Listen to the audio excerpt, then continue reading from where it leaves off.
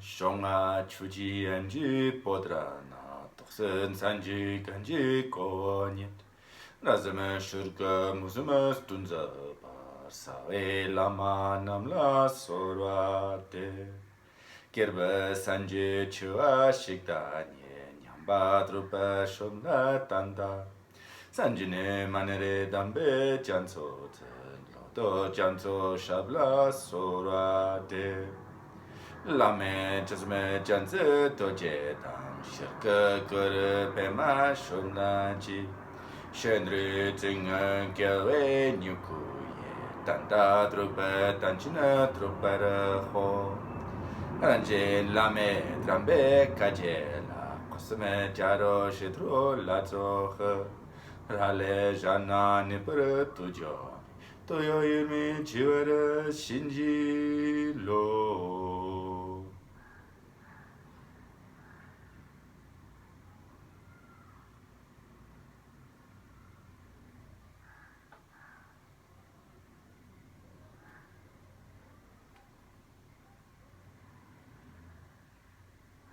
Everybody give rise to bodhicitta to benefit countless suffering sentient beings.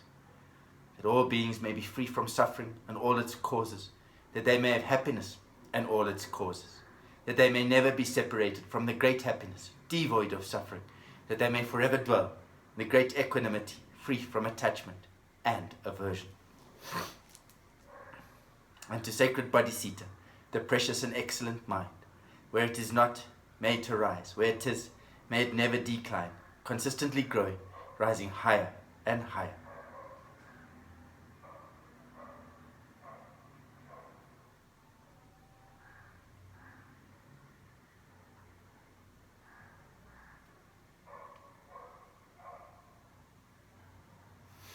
Then let's start with these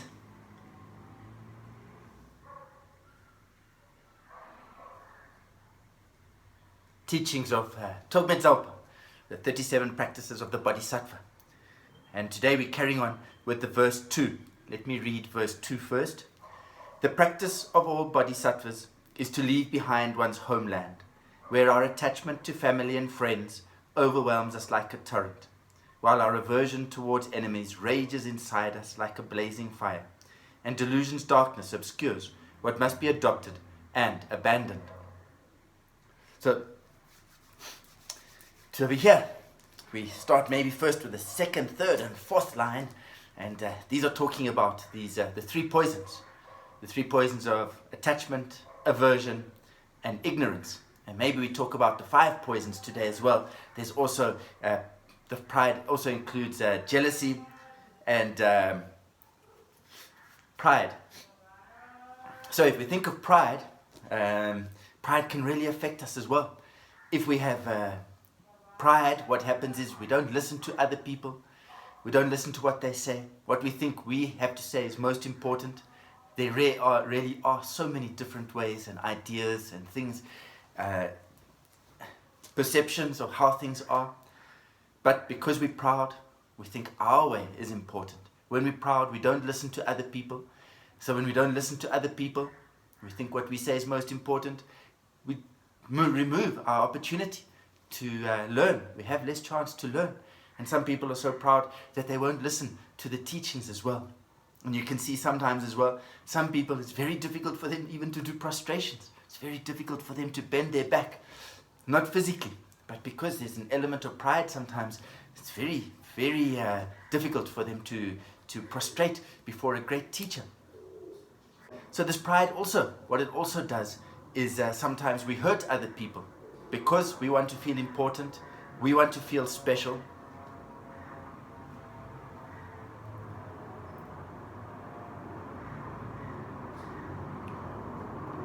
We just wait for the wonderful aeroplane to pass. Awareness with listening. And then, so this pride, what it does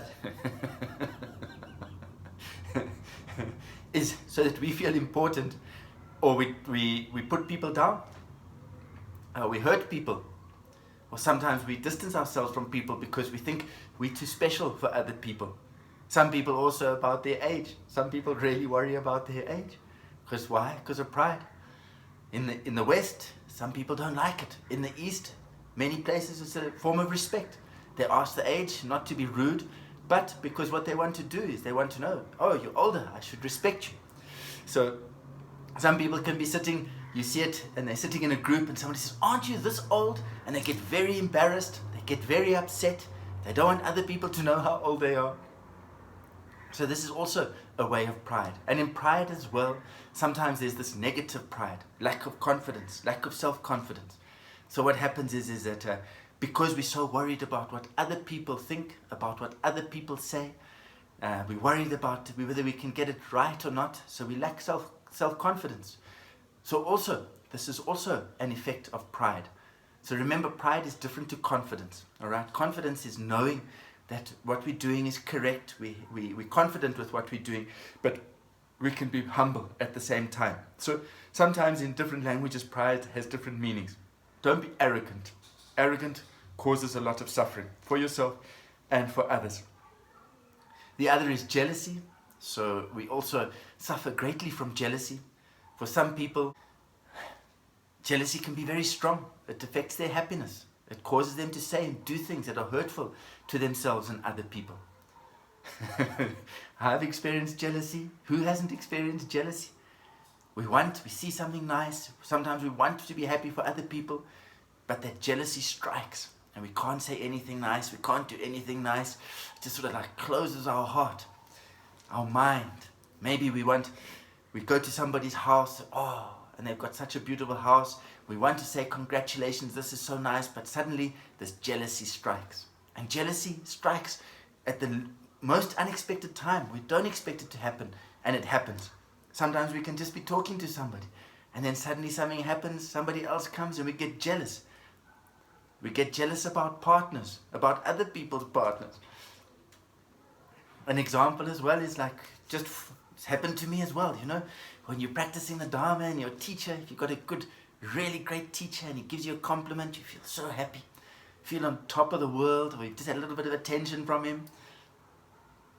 And then he goes to the next person and does the same, and then suddenly you're jealous. Why? It's so silly. It's silly. It's got no benefit, but you suddenly feel you can't look at that person. You look down, your eyes change. Surely we should be just as happy. We're so happy, we should wish that they're just as happy as we are. So you see jealousy. Some people are jealous about what other countries have. Sometimes they create wars out of jealousy. They want to be like other countries. They want what other countries have. Even, I think not so long ago, there was a story of two models and one murdered the other one out of jealousy. Jealous of what other people have. So jealousy can really cause a lot of suffering. And sometimes included in this is competitiveness. So sometimes we can be very, very competitive. And then it causes difficulties between people. We do things people will cheat to win. They think up of all sorts of schemes to get the better of other people. So jealousy and pride are the other two of the 5 poisons. And then we talk maybe about aversion, anger. So anger, also one of the most damaging of the negative emotions. It can really burn away your positive karma in an instant. And eons, lifetimes of positive karma can just be destroyed through a moment of anger. So anger comes about, why? Is it always so much because of what other people do to us? Or is it because people do things that we feel make us unhappy? So it could be somebody that we consider is, it could be a number of things. Somebody that is stealing something of ours, somebody that is hurting something of ours, or somebody we love. Could be somebody that takes our job, our opportunity, that is stolen, got involved in a relationship with somebody that we care for so much. There can be so many reasons, so many silly things that anger can be arise for. Even people that really love us, that help us, that are dear to us, they might really want to help us. But we get angry. Don't interfere. Don't meddle in what I'm doing. Leave me alone. So anger in that moment can really hurt people. And when we hurt people, we really hurt ourselves. What goes around comes around. If you're angry often, what happens is you become lonelier and lonelier. Or people don't want to be around you. If you're always shouting at people, making people feel uncomfortable, hurting people, eventually you say you want to go for a cup of coffee and they don't want to go. Other people, their temperament or their fuse is much shorter with us. They get unhappy with us much quicker because we treat them badly. Then their reaction to us is often negative or with less patience or acceptance. So really, angry people may feel more and more lonely. And we have these people we dislike. And it could be something silly happens. Maybe just the silliest of things, and we can be angry about it. We see it the wrong way. Or we hold on to something, really for silly things. I was at a talk, and we were talking there was a psychologist place in one of the cities in Europe, and we were talking about these emotions, and the psychologist said, yes, they've got an example, and they said, they have this family that came to see her, and what had happened was the family, there was a father, the mother, and the daughter, and they got on very, very well. For 20 years, they had an incredible, wonderful relationship. And then one day there was a party, and I don't know what type of party it is, and I think the daughter organized for a hairdresser to come and give everybody a haircut. I don't know how what for, but something happened, and there was a misunderstanding. And then all sorts of emotions got involved, and then they didn't speak to each other for 3 years, and eventually they said, this is enough. They came to her for counseling. What do we do? And so through the counseling, eventually they sorted this out, and they found out that nothing actually serious happened. Just somebody got upset with somebody else, they got upset back. The daughter wouldn't speak to the mother wouldn't speak to the daughter, the husband wouldn't speak to the daughter because he thought he had to support his wife. Over some little thing that happened on one day, 20 years of happiness just forgotten. 3 years not speaking to each other. For what? So this is it. There's many situations, no problem. The biggest problem is these emotions. We can't let go of these emotions.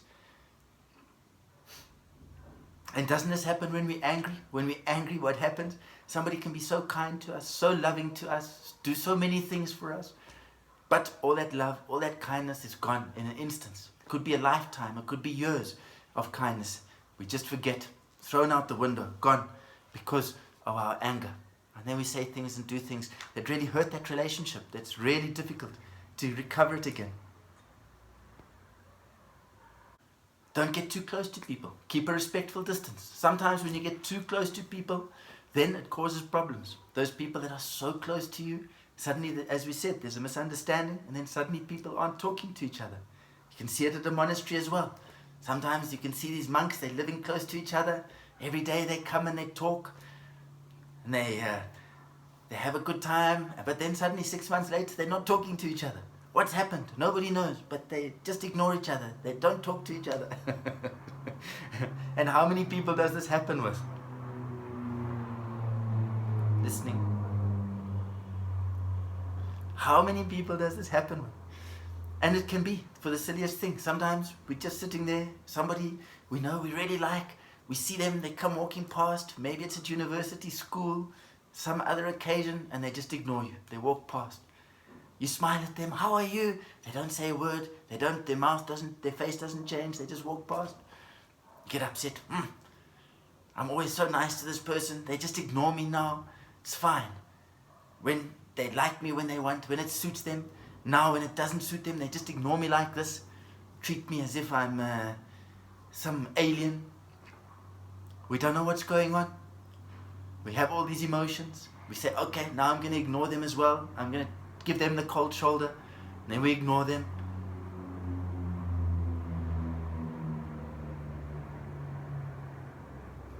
We don't really know what's gone on.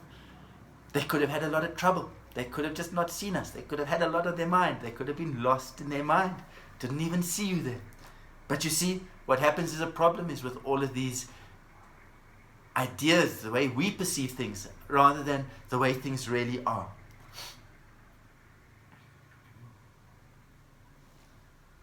So there's anger. Be very careful of what we do, planting these seeds of anger. Not only do we make people around us unhappy, we make ourselves unhappy, makes our body unhappy, our voice changes, our eyes change, our body changes. And if we're angry for a long time, it affects our health. So it's important that we investigate, where exactly is this I? What this anger? And also that it plants a seed, that in future we're going to reap the results of this. We see it, it happens. When we practice anger, if somebody treats us badly, we get angry. We remember that person. We get angry. We remember, oh, I was angry with that person again. That person hurt me. I'm going to, you might get angry with them again. Or if you've hurt somebody else, they remember you. Oh, that person hurt me.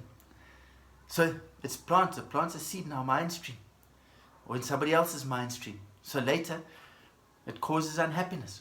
They remember.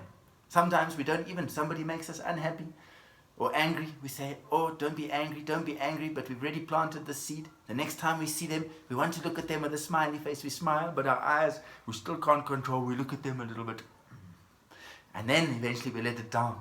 After a while, you're thinking, why am I looking like this? But we can't control it. So this anger plants seeds, and whatever we practice, as we said, we get better at. The more and more you practice anger, the better and better you get at being angry. Angry about this, angry about that, angry about the next thing. There's absolutely no benefit for anger.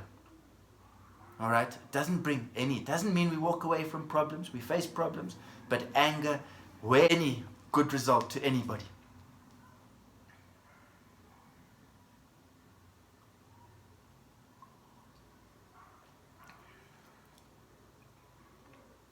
All that happens is it affects our state of mind, makes us unhappy. It affects our health. We don't sleep at night. I toss and turn, I can't sleep at night. We wake up also unhappy, going around looking grumpy. But if we don't get angry, our mind is at peace. We're relaxed. Our mind is open. We're open to other people. The more and more anger we have, the more and more we look at the differences between, or the negativities of other, really it creates greater distance. Rather look at the positive things in people. Treat them with loving kindness, with compassion, with warmth, with honesty, with respect. It brings people together. So anger really can create a lot of harm. And then there's attachment. Now attachment is very, very sneaky. Sometimes we think, oh, why should I give up attachment? I feel quite happy with this and this and this. Attachment often causes unhappiness. Alright? Sometimes it is the cause of the other three. This is mine. This is my relationship. This is my idea. So we could be proud about it. I have this. I have that. This is my idea. So from attachment can come pride. Or because we want something else. Want something else that somebody else has got. So what happens because we want what they've got? We're jealous. So because of attachment, jealousy can arise. And anger. We've got attachment. That was mine. Who took mine away? Who hurt this person that I love? Or that thing that is mine? Or who broke this? Anger arises. So from attachment, anger can arise as well. So it can really be the source of the other three. And it can be the source of fear as well. The source of fear of losing something. So we have all sorts of different types of attachment. Attachment to objects. Attachment to people. Attachment to states of mind. Attachment to daydreams. We don't want to let them go. Sometimes we want a relationship. We're looking for that relationship. We really like this person. And we hope that we can stay with this person. So if I can be with this person, I'll be the happiest person in the world. And then we get together with this person, and for a while we're the happiest person in the world. And then afterwards we start to worry. What happens if this person leaves me? What happens if they find somebody else? What happens if somebody's better than me and they like them better? Or we get into a relationship. We like this person because they've got wonderful hair, or the way they walk, or the way they dress, or we meet them and we have one or two things in common. We think, wow, they like coffee and they like this music as well. This is the person for me. I like them so much. But so much of our love, our like is conditional.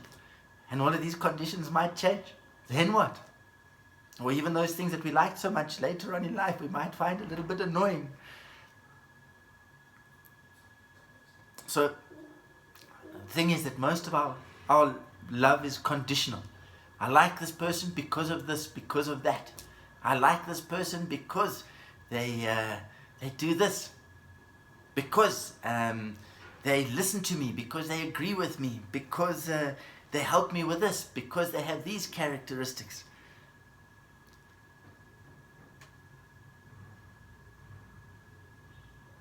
Because they meet our needs. And sometimes when we have that person, then we want to change them. We want to make them like this. They have to be like that. And if they don't change, we get so frustrated, so angry. This is how they should be. This is how I want them to be. And if they do change, for a while we're happy, but then we're still dissatisfied. That must still change, and this must still change. And then we look for something else that must change. Oh, they're getting so boring. This mind, we are our own, we're masochists. The mind is like a masochist. When we have, we're happy. When we don't have, when we have, we're unhappy. We still want something else. When we don't have, then we're unhappy. So we're unhappy with and unhappy without. And then when we have, we start to worry, what happens if it gets lost, if it gets stolen? What happens if it changes? What happens if this happiness is taken away? The fear comes in. So this attachment can be the cause of great, great suffering. Really, really great suffering. We have attachment to houses. Oh, I want to have this house. This is my house. And then we're too scared to leave it in case something happens to it. In case something gets stolen. Some people become slaves to their houses. Even nuns and monks, it can happen. They spend a lot of time building their hut. And then they worry about the hut. How can they make it perfect? All that time that they could have been practicing is lost, trying to make the house perfect. And then there's always something to do, always more to do. We can be attached to a car. So it's like somebody with their toolbox. You know the story with the toolbox? Somebody wants to borrow your toolbox. You've had it there for maybe 6 months, you haven't used it.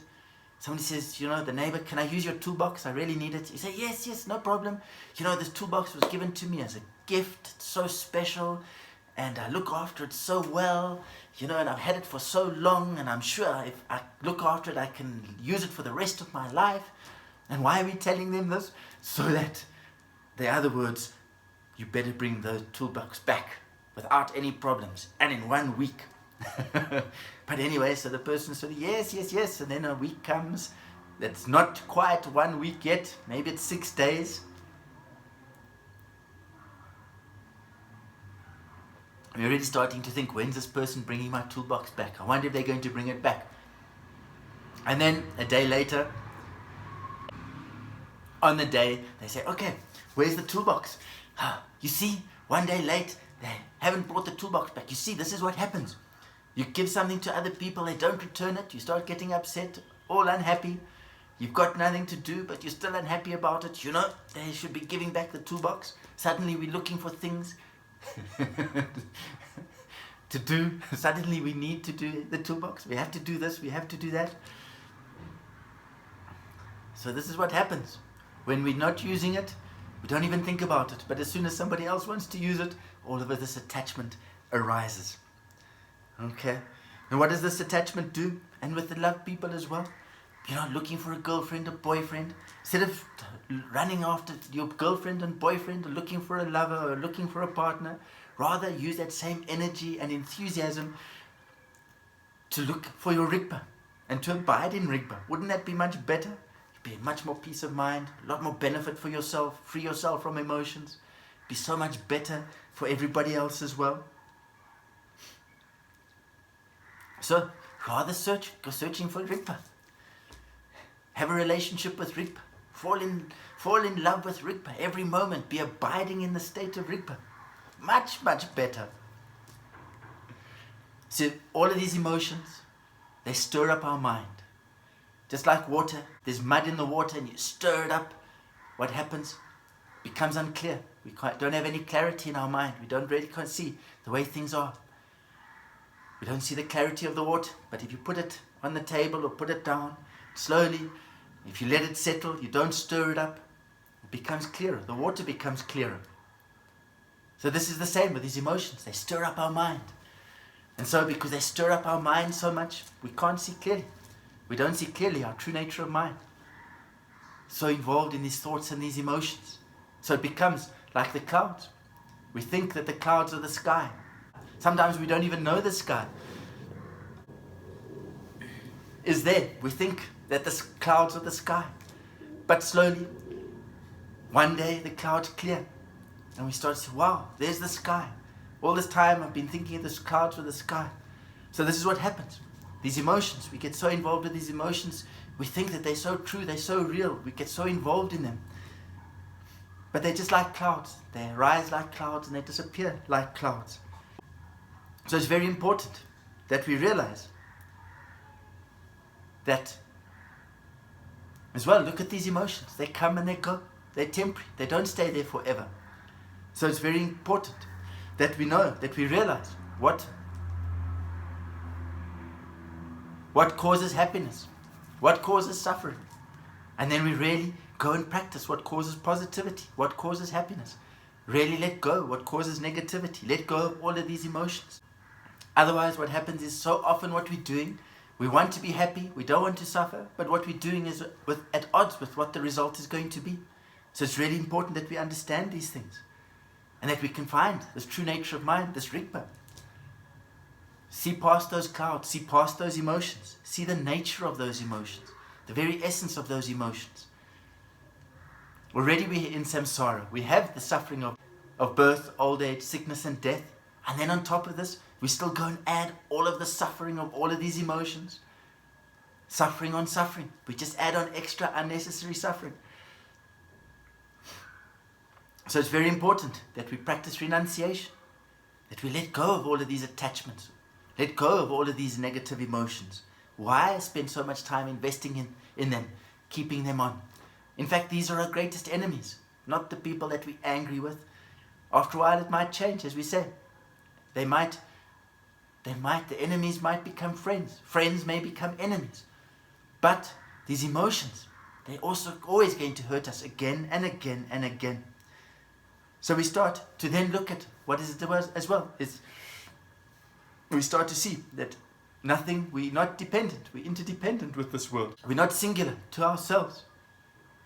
And nothing is permanent. We think things are permanent, but everything's changing.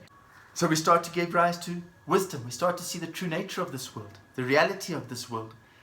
And this also, through wisdom, we can dissolve our ignorance. Ignorance is the last one over here. What does ignorance do? It causes us so much suffering. It is the source of all of the other emotions. From ignorance, attachment arises. Anger arises, jealousy arises, pride arises. All of the emotions arise from this because we don't see the truth. What is the biggest cause of this? We believe in this I, or this ego, the self-grasping. This I that is so important. This I that the world evolves around. So how do we change it? We have to be aware what's going on in our mind. And slowly through our awareness, transform these negative emotions. As they arise, liberate them.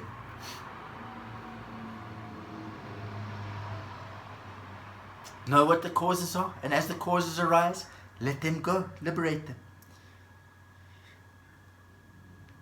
And we can really make a difference, we can really transform. It's also not important not to just be indifferent. Just because things are okay, we can just stay like this, it's going to be okay. This doesn't work because indifference, eventually one day problems will arise. If we don't have methods to transform these problems, these negative emotions, these negative thoughts, they're going to cause us unhappiness. They're going to cause other people unhappiness. So, it's very important also to watch our habits. We create habits, and these habits is like the attachment. They become a source of suffering. So, like a cup of coffee. We have a cup of coffee. Wow, this coffee is so nice. I like my cup of coffee. Every now and then you enjoy a cup of coffee. But then, after a while, you want a cup of coffee every day. And then you're sort of a little bit indifferent to the cup of coffee. You like it, but it's not so special anymore. And then, after a while, it becomes a source of unhappiness, a source of suffering.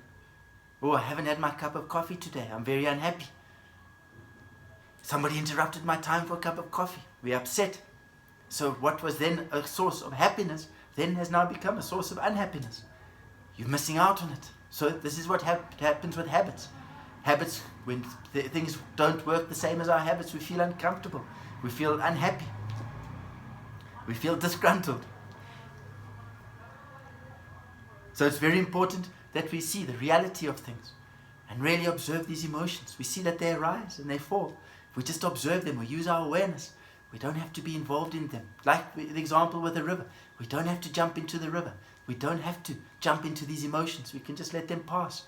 And they don't become actions of body, speech and mind. So, as it says over here, to leave the homeland. Leave those places where these afflictions arise easily. So sometimes it can be at home. It can be at... sometimes, as I said, you see people that are attached to drugs. As an example, they say, I read an article, they say, when people are taking drugs, what happens is they might go into a place where they've taken drugs before. There's no drugs there, but what happens is because they have associated this place with the time when they took the drugs, they feel the urge to take drugs. So this is removing yourself. Don't go back into that environment. The chemicals in the brain, they make us want to indulge. So environments like this, if you can, move away from them.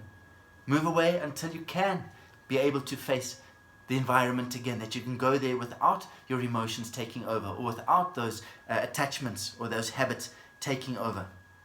So for monastics, that's why monastics go to the monastery. It's a very good opportunity to remove yourself from all of those knee-jerk reactions, those natural reactions that we have at home with people, or those places that cause us unhappiness, that cause this greed or this anger, jealousy or pride to arise.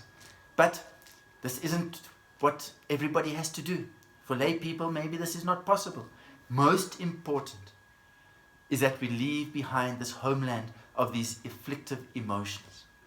Leave behind these habits, these homelands of pride and jealousy and anger and attachment, and most of all, this ignorance.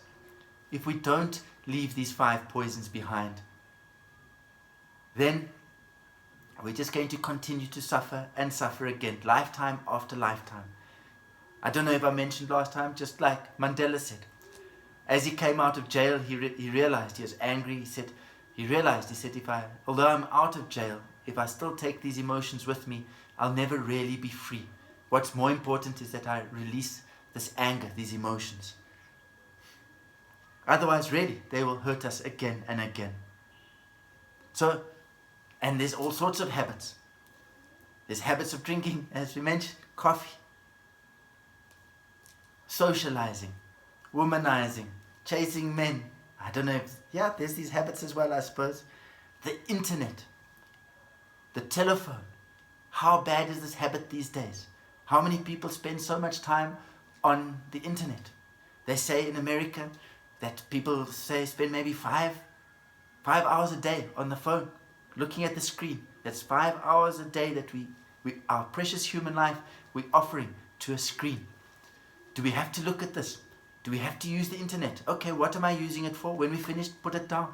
Otherwise we look and then we don't really interested, but we look at this, becomes a lazy habit. Not a positive habit, okay? And it affects our eyesight as well. We can do many other beneficial things. Food. People can be attached to food, to clothes, to buying things. Why do they buy? It's because they feel embarrassed going to the shop and not buying anything. They don't need to buy anything, but because of pride or lack of self-esteem, they think they must buy something. Then they have something they don't need, and they also have the problem that they've wasted the money or they've got extended credit, and then they suffer. So there's all sorts of things that can cause suffering for us. And habits, these habits, be very careful. These habits create so much suffering for us. So in those situations, if you know that this happens, get to know yourself and stay away from them if you can. Walk away, come back another day when you're better equipped to deal with these things. Rather spend time around people that inspire you, that have like-minded objectives, great people like Rinpoche, like great teachers, that help us, guide us on the path to be able to transform, to live a better, more meaningful, happy life, a life that really benefits others. So most important here is to give up these habits, to change, to transform these afflictive emotions. And really, through, just like you go into a cave or a room that's been dark for thousands of years, as soon as you put on the light, as soon as the sunshine shines in, the darkness is gone. So let the wisdom, the light of wisdom, illuminate the darkness, remove the darkness of ignorance of these 5 poisons forever, for good. Change, transform these habits that you've had since beginningless time, and live with wisdom, with loving kindness and compassion, with the 6 parameters.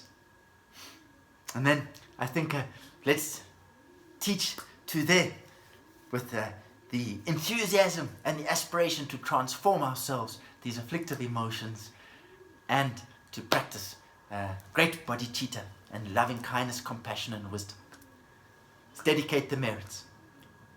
Sonam daye tamcha tsepa nye topnye nyepe tranang kaje ja keka nachi balang trupai tsepi tsoli droa sho.